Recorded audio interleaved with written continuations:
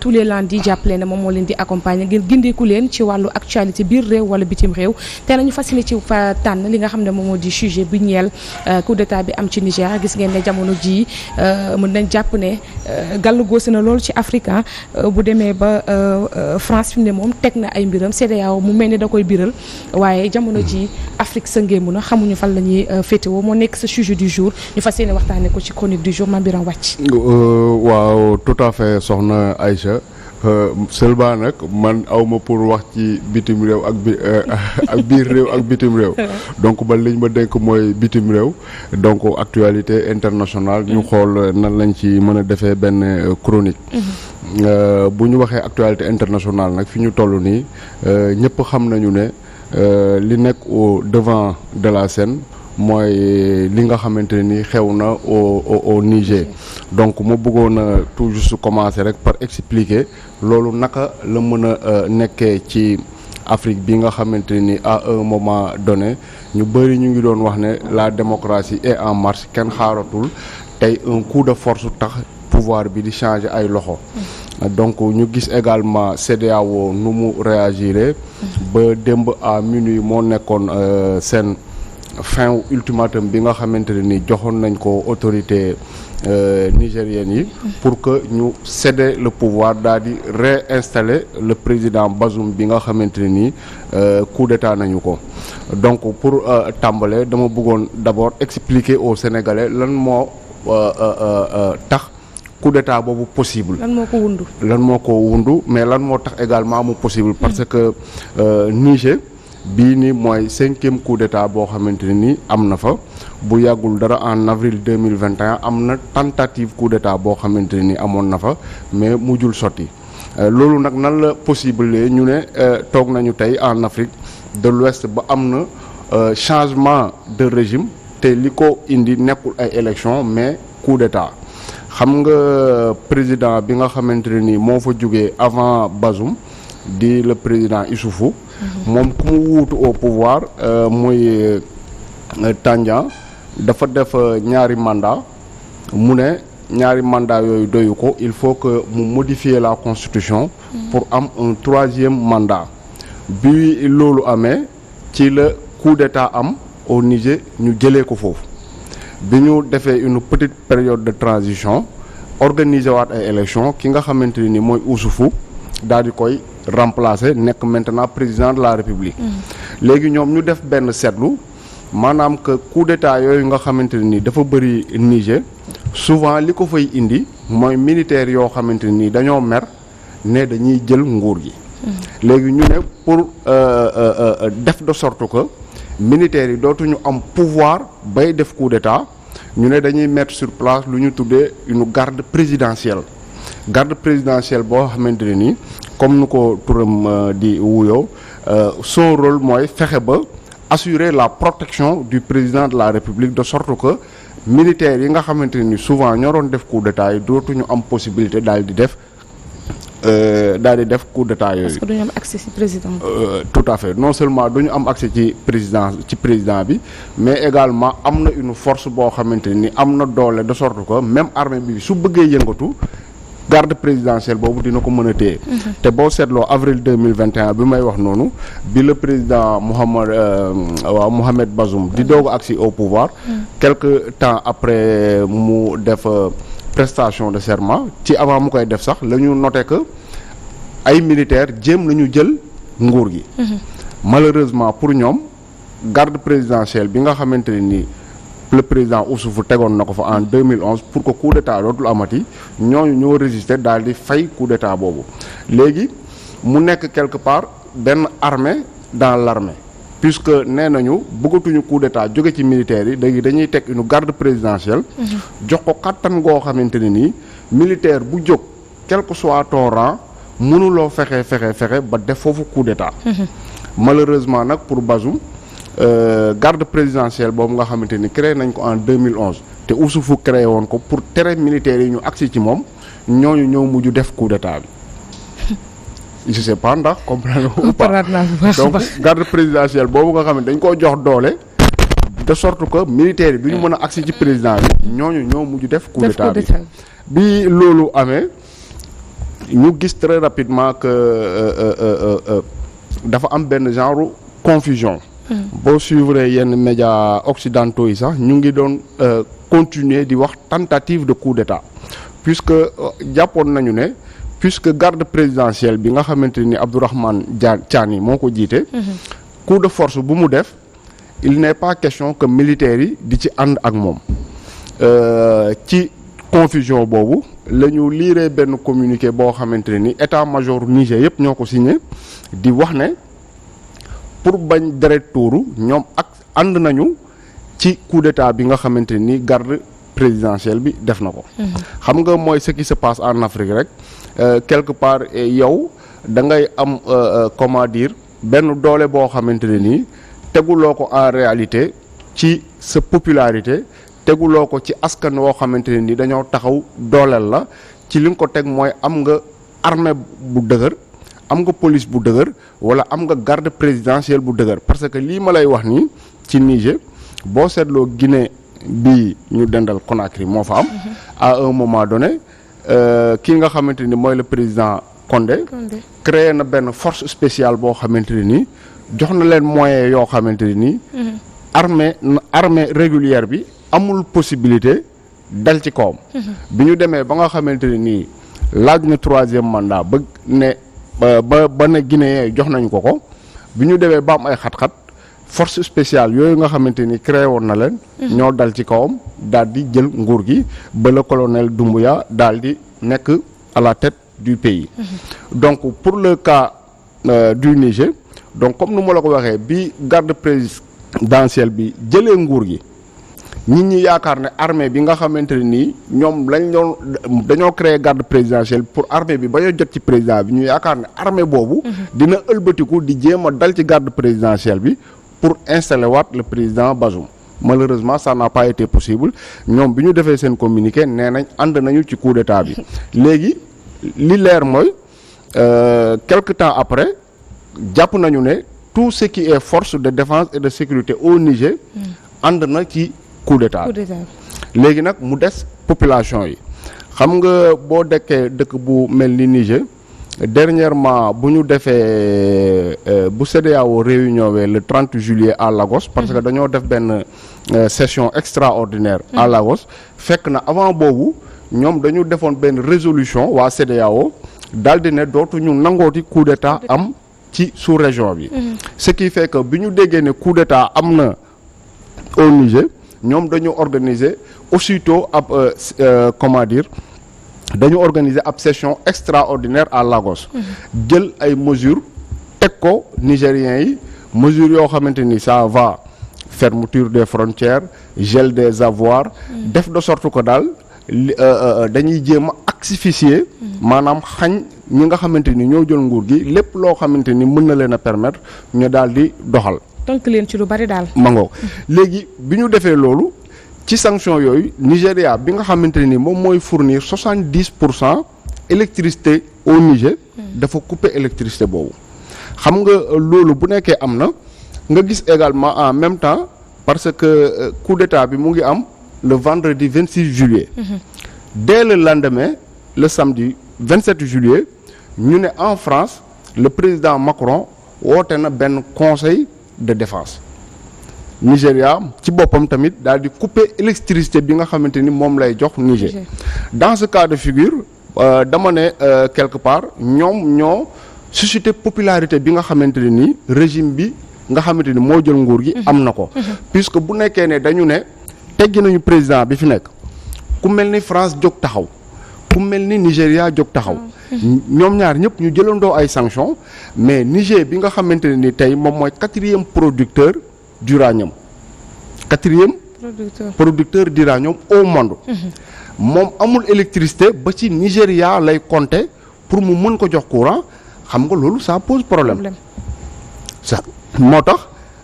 quelque part bi nga xamante ne ni dem nañu ba xaw a génn tuuti ci jaxasoo boobu nigériens yi ci seen bopp ñoom ñoo génn fees dell ci mbedd yi pour expliquer ne ñoom nguur gi nga xamante ne ni daanu na ànduñu ak moom ñoom sax jox nañu bopp militaires yi nga xamante ni ñoom ñoo leen fa remplacer donc nga gis des liesses populaires un peu partout au Niger ce qui fait que quelque part loolu moo asseoir benn légitimité boo xamante ne nii ñi nga xamante ni ñoo def coup d'état bi mujj nañu ko am puisque nigériens yi dañ leen a soutenir ci loolu nag la waa CEDEAO comme d'habitude ñu ne comme nu ma la ko waxee sànq dañoo tegoon benn résolution ne coup d'état dootul amati ñoom bi ñu réunion à Lagos au Nigeria tout à fait ñu lancé benn ultimatum daal di ne may nañu junte bi maanaam ñi jël nguur gi ba dimanche 6 août pour ñu réinstaller waat Mohamed Bazoum sinon écarté wuñu def une intervention militaire. alors intervention militaire boobu avant ñu cee dugg sax. tey ci sa schéma bi ma ko déggee yëpp gis naa ne que ni askan bi dañoo dem sax ba mujjee ànd ak ñi nga xam ne ñoom ñoo coup d'état kon c'est-à-dire askan bi musuta ànd ci doxalin bi nga xam ne nii Bazoum da ko doon doxee ci réew mi. peut-être lii déclic la ci ñoom pour ñu mën a xam exactement seen féetewoo kon bu situation boobu demee noonu est-ce que CEDEAO waru mën a reculer un peu xool def benn aperçu bu yaatu balaa moo doxalee ni mu bëgg a doxalee. tout à fait déjà lu ñu war a njëkk a expliquer mooy. CEDEAO ci ay texam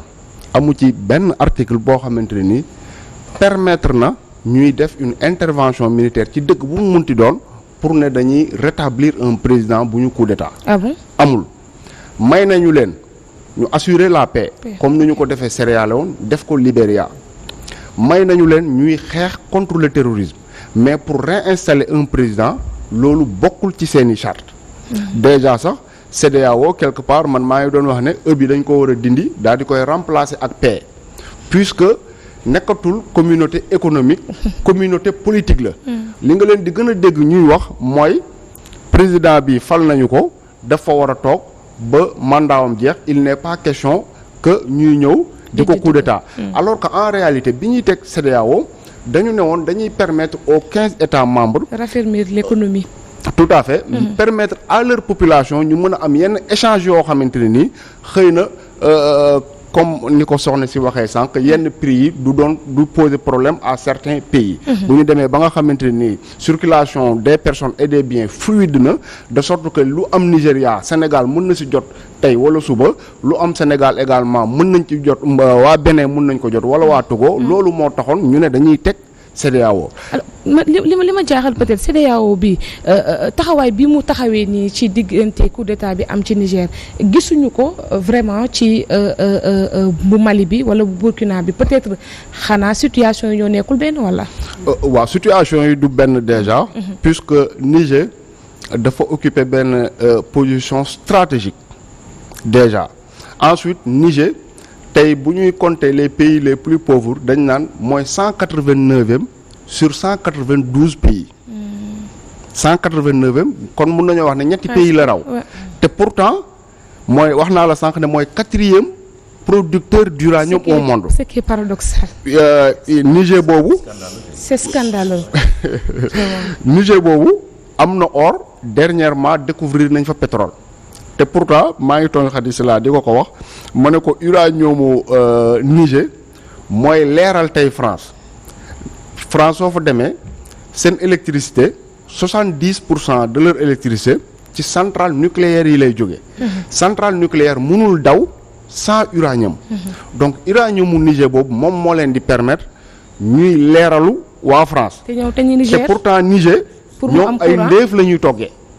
déedéet. xam nga loolu rek soo ko waxee jeexal nga wax ñoom ñooy leeral France te boo demee seen dëkk ndéef la ñuy toggee ñu ci bëri bokk ce qui fait que mu nekk ba pare courant as tuut gën ci am mu ngi jóge Nigéria. 70% électricité seen dëkk Nigéria lay jóge tey jii nii soo fa demee pratiquement sur 10 maisons 2 yi dañ leen a coupé amuñu courant wala sax benn bi laay wax donc mu nekk une injustice boo xamante ne ni Nigériens yi dañ ko yàgg di dund mais mënuñu ko kaas puisque xam nga dañ ñu bëgg a tàmmal la démocratie à l'occidental maanaam chaque 5 mois chaque 5 ans chaque 7 ans dañuy organiser ay élections daal di ne kii kat la ñu fal moom mooy président bi alors que élection yooyu noonu ça ne reflète pas pour man wonewul bëgg-bëggu askan wi réellement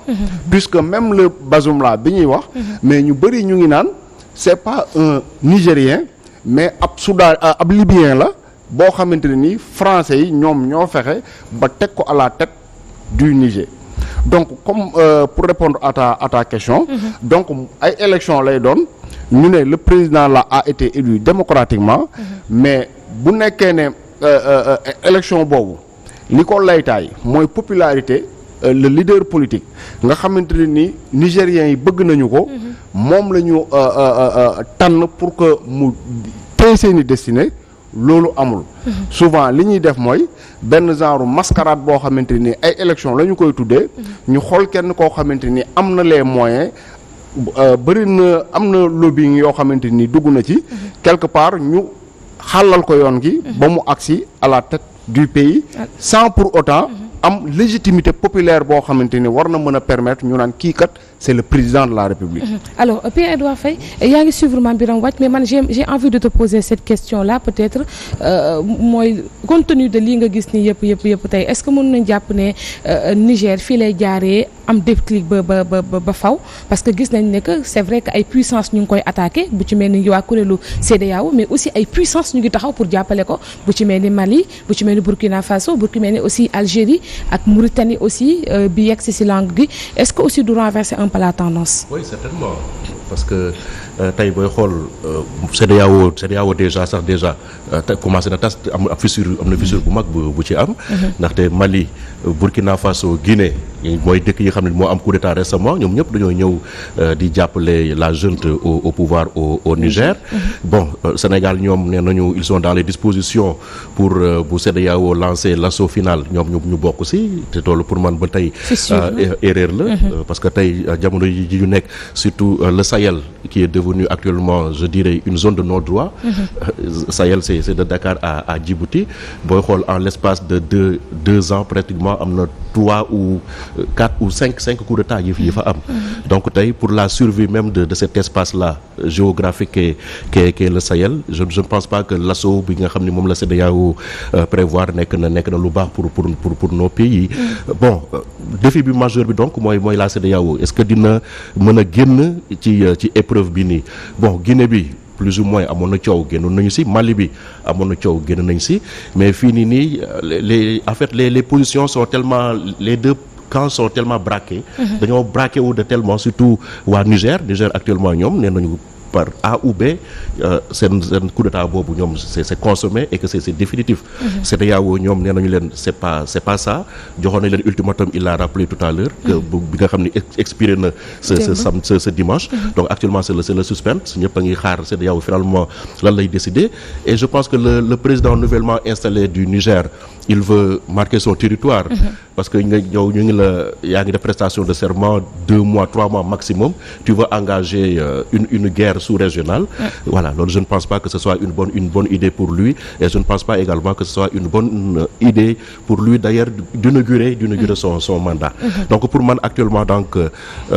ñi ko mën war nañu mën a jël leur bâton de pèlerin ba ñu jéem xool les deux positions gën leen rapprocher, mais l'escalade bi ma gis nii daal bu ñu si jógul mën na indi benn tension boo xam ne tey du baax pour la sous-région ouest africaine. Oui, la stabilité du Sahel, wax na ko léegi qui est menacée déjà. Bu ñu nee Sahel aussi, Sénégal da ciy imprégné wu directement, donc on se sent naturellement visé, et membre également de la CEDEAO. Est-ce que waruñoo tiit un peu? Non, xam nga CEDEAO, la CEDEAO a tout faux. Déjà Niger ak Mali boobu ak Burkina dañu am frontière commune boo xamante ne nii ñi ñuy woowe ay terroristes fa la ñuy doxantu tout le temps, def ko une zone de non-droit. Bu nekkoon CEDEAO li muy wax dëgg la ci moom, dañ doon xool nu ñuy constituer une force pour jàppale dëkk yooyu ñu xeex ak terrorisme bi. Mais defuñu ko, dañu seetaan Niger di jàppanteeg terroristes yi, ñu seetaan Mali muy jàppanteeg terroristes yi, ñu seetaan Burkina mu jàppanteeg terroristes yi. Terroristes yooyu nga xamante ne ni dañu dem ba le président Bazoum bii nga xamante ni moom la ñu daaneel démb Niger Niger di wax ne ñoo gën a armé sax terroristes yi que armée bu Niger. Maanaam moom ci boppam le président de la République dem na ba reconnaître ne terroristes yi ñoo gën a armé wu que armée nationale bu Niger. Mu nekk loo xamante ni pour man scandale bu rëy la, te nekkul kàddu gu war a jóge ci gémmiñu président. Mais bu ñu tegee loolu de côté, man ba CEDEAO ne dañuy def intervention Niger, ki ma toogaloon dama ko doon ree ma ne ko ñii farce la ñuy def lu ñuy def mën nañu def intervention c'est pas à écarter. mais bu ñu nee dañuy def intervention pour delloowaat Mohamed Bazoum ci place su président de la République loolu mënul ne pourquoi Mohamed Bazoum boobu fi may wax ak yow mu ngi Abdourahmane Tiani te ak ay ñoñam puisque contrairement ak sunu palais bi palais wu Niger ci biir camp militaire la ne ci biir camp militaire la ne maanaam ñoom pour que président bi kenn du ko coup d'état dañ koo jël dugal ko ci biir camp militaire mooy garde présidentielle bu ma la doon wax sànq pour kenn bañ jot ci moom léegi yow yaa ngi imaginer naka la CEDEAO mën a defee une intervention boo xamante ne nii dina libérer le président Bazoum vivant ba installé waat ko ci fauteuil président de la République mais bu boobaa sax xanaa ñoom dañu koy libérer réinstallé waat ko ba pare toog di xaar mandatam jeex parce que force de défense et de sécurité yi nekk ca dëkk ba ñoom ñoo ko contre donc lekk na loo xamante ne nii bañ ko waxee ñëpp xam nañu ne loolu mënul ne seulement nag mën nañu def intervention militaire xalaat ne bu ñu ko defee Bazoum dina si ñàkk bakkanam mais bu boobaa le premier ministre bi nga xamante ni ma nga France di taxawaalu ñu pousse ko pour que quelque part moom mu nekk le président buy remplacer Bazoum loolu ay nit ñu ngi koy xalaat mais même bu nekkee loolu am na dafa mel ni comme si rek ñu ne la Sénégal gi police gendarmerie armée bi muy armée de l'air de terre et de mer ñoom ñëpp àndutuñu ak président bi mais président boobu bu force étrangère jógee fële ñëw libéré ko ba tegaat ko ci fauteuilam kan moo koy garder c'est impossible mais li tax bëgguma ko écarter xam nga sànq maa ngi lay wax ne Niger dafa am non seulement une position géographique mais ressources yi nga xamante ni am na ko dañu am importance boo xamante ne nii France mënu ko bàyyi tey boo xoolee ñi nga xamante ni ñooy produire uranium ci àdduna bi 4 pays la principalement ñoo ci gën a joxe benn bi Canada la mu ngi jaayee kilo uranium à plus de 130 000 benn bi Kazakhstan la nga xamante ni pratiquement Russie da ci teg loxoom ñoom tamit ñu ngi jaayee soo tapee léegi sa téléphone Google nga xool le cours mondial de l'uranium da lay wax le kilogramme ça coûte plus de 130 000 xam nga ñaata lañ koy jëndee Niger moins de 30 000 te li gën a doy waar mooy Niger boobu uranium bi mu am yëpp amul concurrence benn société française bu tudd Areva léegi mu tudd Orano moom mooy ñëw di ko exploiter boolewuñ ci américain boolewuñ ci russe boolewuñ ci belge français yi exclusivement ñoom ñooy tibb uranium bi di ko yóbbu seen dëkk léegi bu ñu demee ba nga xamante ni perte nañ Niger maanaam ñu war a jënd uranium à 130 000 le kilogramme da lay leer na day répercuter effectivement ci production des centrales nucléaires en France ce qui fait que électricité bi prix bi day yokk forcément te dégg nga français yi dernièrement seen manifestation yi ñu fi doon def ci affaire u retraite mu leer na la ne niveau de vie bi toll na foo xamante ni su ko Macron yéegalaatee mën na indi ay jafe-jafe moo tax tey nga dégg ñu ne dëkk boo xamante nii mu ngi tudd Niger nekk pratiquement xaaj bi yëpp nekk désert coup d'état am na fa ñu ne la France organisé na un conseil de défense et de sécurité donc pour dire que dëkk boobu quelque part ñoom dafa am foo xamante ni teg nañ ko fa léegi nag waaw te aussi il faut surveiller Mame Birame je pense l'attitude du Tchad et de l'Algérie parce que tey ba coup d'état bi amee rappel nga ko léegi le vendredi le samedi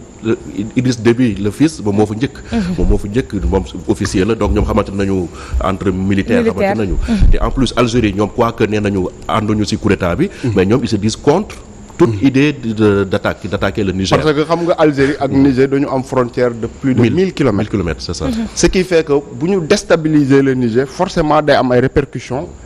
Algérie mais dans tous les cas Tchad déjà la première erreur bu CEDEAO def pour man mooy nga ne ñii kat dañoo jël nguur gi par force loolu yeenuwul maanaa dañoo bëgg ñu jóge fa indi président boo xamante ni dañ ko fal léegi pour waxtaanee loolu nga envoyé koo xamante ne ni papam dafa dee mu jël nguur gi xam nga loolu amul benn cohérence bu nekkee ne yow da nga bëgg comment dire ñu respecter démocratie ki ñu fa jëlee par force nga xamante ni élection la ñu wax ne moo ko fa tegoon boo demee bay dox ay tànku jàmm ki ngay yónni nekkul koo xamante ne ni ab homme de tenue lay doon boo xamante ne ni fu mu jaar ba jël nguur gi mais c'est très louche malheureusement nag loolu la CEDEAO def daal di yónni Déby Fiss mu dem foofu bu mu à un moment donné sax ñu bëri ñu ngi naan ki waroon a njëkk a dem mooy Patrice Talon bu Bénin ñu dem ba ci biir mu dëpp ñu ne li tax ñu envoyé Mahamad Déby c'est parce que kooku en tant que militaire su demee foofu dina mën a repérer fi nga xamante ne nii foofu la Bazoum nekk en cas bu ñu demee ba intervention militaire di am ñu bëri noonu lañ ko expliquer c'est des calculs mais dans tous les cas tey ultimatum bi jeex na démb président Mohamed Bazoum mu ngi toujours en détention te yaakaaruma ne il y a une infime chance pour que mu revenir au pouvoir. Malheureusement temps bi jeex na aussi mais je pense que li nga xam ne. gën a analyser posture du Sénégal aussi. ouais surtout waaw bëggoon naa ci wax ñaari secondes rek waaw nekk parce que temps bi xot nañu et que dugg nañ vraiment ci Europe. xam nga dañu wax ne. fi ñu toll nii tey c'est le Sénat bu Nigéria moo bloqué intervention bi. ñoom loolu la ñu wax ñu ne Sénat wu Nigéria moom moo réunion. am ay gouverneur yu nekk au nord du Nigéria nga xamante ni pratiquement ñoo def frontière ak Niger ñooñu ànduñu ci ay sénateur porter seen combat ba bloquer intervention militaire bi Sénégal Assemblée nationale yëguñu ndax Sénégal day dem wala du dem yëguñu ko sax ba naan joxe nañ seen accord ou pas xam nga li ci gën a doy waar Pierre-Edouard dama lire communiqué conseil des ministres bii passé parce que normalement président Macky Sall bu demee ci réunion CEDEAO demeewu fa turam dafa dem pour le Sénégal donc bu fa jógee dafa war a rendre au compte aux Sénégalais moom lan la fa waxtaane yan décision la ñu jël ak lan lañ fas yéenee def mais communiqué conseil des ministres bi gisoo ci benn phrase buy wax ci Niger loolu mu nekk ensuite ñu ne pays yi nga xamante ni ñoo pare pour envoyer ay soldats au Niger. peut-être dañoo jàpp ne Aïssata Tall wax na ko ci conférence de presse du gouvernement bi rek ça va de soi. mais Sénégalais xam nañu di répondre à une question qu'on lui a posée. donc bu ñu ko posé wuloon question boobu mën nañu supposer ne doonu ci wax. peut-être alors que un pays soo demee bay engager ses forces dans un autre territoire mais waxuma la sax. nga yëgal ko nit ñi mais da nga war a am autorisation assemblée nationale ñu jox la quitus boo xamante ni moo lay permettre li ngay def nga def ko au nom du Sénégal. mais tey jii nii ay soldats suñu leen envoyé Niger nekkul au nom du Sénégal mais c'est au nom de Macky Sall loolu il faut que mu leer. déjà Nigéria nee naa la seen Sénat moo ko bloqué fii Sénégal yëgaluñ ko sax population yi li ñuy dégg mooy. le ministre des affaires étrangères posé nañu ko une question ndax Sénégal dina intervenir mu ne bu intervention di am Sénégal dina yónnee ay soldats te pourtant li nga xamante ne ni moo normal mooy que président de la République su jógee Lagos nga xamante ne ni dañ doon waxtaanee foofu affaire u CEDEAO pour di xalaat ne mën nañu intervenir bu wàccee aéroport te xam nga loolu au temps Pierre-Edouard da daan am quand un président de la République dem bitim réew su ñëwee aéroport la ko journaliste yi di xaar tàllal ko caméra pour mu wax pour mu wax lan la doxi woon bitim réew mais fi mu ne nii loolu pratiquement dañ ko effacé de la tradition républicaine RTS ak beneen chaîne télévision ñoo ci yem kenn du taxaw aéroport bu président de la République di ñibbisi pour mu wax leen lan la doxi woon bitim réew à notre nom parce que avion présidentiel bi nga xamante ni le président Macky Sall moo ko yor avion présidentiel u Sénégal la donc su demee di ci doxi mission su dëppee dafa war a wax au Sénégalais li mu doxi woon lan la malheureusement nag loolu amu ci informé wuñ Sénégalais Assemblée nationale yëgu ko Sénégal ne day envoyé ay troupes te li ci gën a doy waar soo xoolee carte de l'Afrique pays yi wax ne dañuy envoyé ay troupes au Niger yëpp bokkuñu fu ñu positionné wu par rapport au ak Sénégal je veux dire que Côte d'Ivoire ak Nigéria bi nga xamante ni nee nañ dañuy envoyer ay troupes soo xoolee la carte de l'Afrique dëkk yooyu ak Sénégal y a le Niger y a le Mali y a la Guinée bu nekk seen diggante tey bu Sénégal doon envoyer ay troupes au Niger naka lay def ci géej gi la ñuy jaar dem defi virage ci suuf si impossible ñu jaar fa. d'autant que ñu ngi fàttali léegi que Mali ak Burkina Faso wax nañ très clairement que bu ñu attaqué Niger dafa mel ne dañ leen a déclarer la guerre. Effectivement alors jaajëfal la bu baax a baax Mame Birame Wathie ci chronique du jour. bu am solo bi et je pense que la question géopolitique li jëm ci wàllu Niger moom gars yi comprendre nañ ko bu baax a baax tey grâce à toi jërëjëf. merci beaucoup. di la jaajëfal bu baax on se donne rendez-vous lundi prochain. Inch'Allah ci beneen chronique boo xam ne Mame Birame Wathie moom moo koy defal di jaajëfal nag toute la team du jour ñi nga xam ne ñu doon gunge depuis en tout cas 7 heures on rappelle que ñu ngi waroon démarrer depuis 6 heures mais par contrainte temps bi ak aléa du direct et puis ñu ngi leen di promettre que demain Inch'Allah 6 heures dinañ fi ñëw ànd ak beneen team du jour pour vous accompagner ci lu jëm ci le réveil des sans voix la ñu woote ngeen yeewu gindiku waaye aussi xam li nga xam ne moom moo di actualité bi doore ko ci ay différentes rubriques yoo xam ne dañ leen ko jagleel file ci plateau bi jaajëfal bu baax a baax nag ñi nga xam ne ñoo jàppoon ci coordination bi ak réalisation bi yëpp ba mu daal di yemb Pierre-Edouard Faye pour la coordination et la réalisation di la jaajëfal bu baax a baax